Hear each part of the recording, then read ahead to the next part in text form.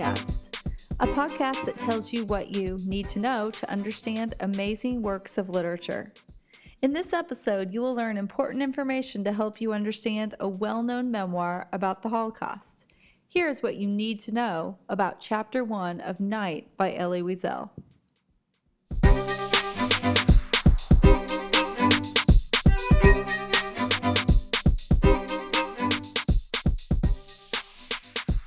Okay, so there are several words in Chapter 1 of Night by Elie Wiesel that you might need to know. Penury, which means extreme poverty or destitution. Picture a person in great need of healthy food, warm clothing, secure lodging, someone who does not have the basic needs in life. Another word in Chapter 1 is liquidate. Now this has nothing to do with liquids, but actually means to reduce, get rid of, or do away with. You might see a business liquidating its merchandise in a going out of business sale, or a family liquidating old belongings in a garage sale. Next is the word edict. This is a verbal command given by someone in power. So imagine that there is a dictator. Anything that he says would be the law. This is what we saw happening in Nazi Germany. And finally, for Chapter 1, we have the word surreptitiously, which means to do something in a secretive or stealthy way. Just picture a cat burglar sneaking through a window in an office building. No one notices him because he is surreptitiously entering the building. Not only are there several vocabulary words you will need to know for Chapter 1, but there are also several details about the historical background that would be good for you to know. For example, the setting.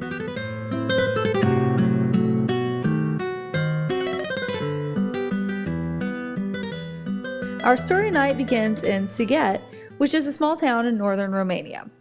Romania is in Eastern Europe and is bordered by Ukraine, Moldova, Hungary, Serbia, Bulgaria, and the Black Sea. Sighet is also known as being where Dracula is from. It's a region in the Carpathian Mountains, and Bram Stoker set his novel Dracula in that same region. And while the vampire culture plays no part in Elie Wiesel's memoir, the region of Transylvania does. The area was once part of Hungary, but at the end of World War I, parts of northern Transylvania were given to Romania. At the beginning of Night, Elie and his family in Sighet are living in Romania. However, in 1940, Transylvania was annexed back to Hungary as part of an agreement which was orchestrated by Nazi Germany and Fascist Italy. These events show that while the region was isolated from the rest of the world by the surrounding Carpathian Mountains and was not directly involved in World War II at the beginning, it was part of an ongoing geopolitical battle left over from World War I. When Hungary took over the northern region of Transylvania, things began to change in Elie's hometown. In the summer of 1941, any Jewish person living in Hungary who had not been able to acquire citizenship was deported to a German-occupied region of Ukraine. During this deportation in August of 1941, approximately 23,600 Jewish people were massacred. Some of the deported Jewish people were able to escape and make their way back into Hungary. And while the leader of Hungary, Miklos Horthy, allowed foreign Jews to be deported, he refused to deport Jewish people in Hungary who held citizenship.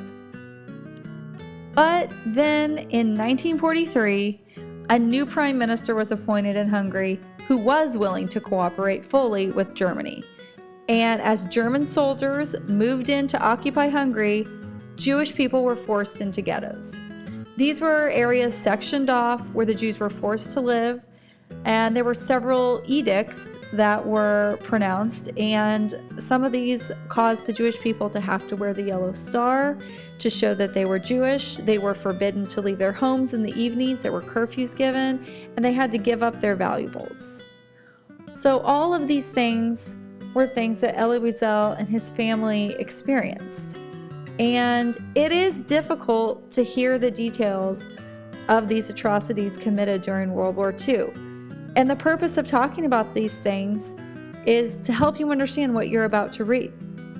As you read Chapter 1, consider why it is so important to understand Mr. Wiesel's experience. And we hope that you have what you need to know to enrich your reading experience of Chapter 1 of Night by Elie Wiesel.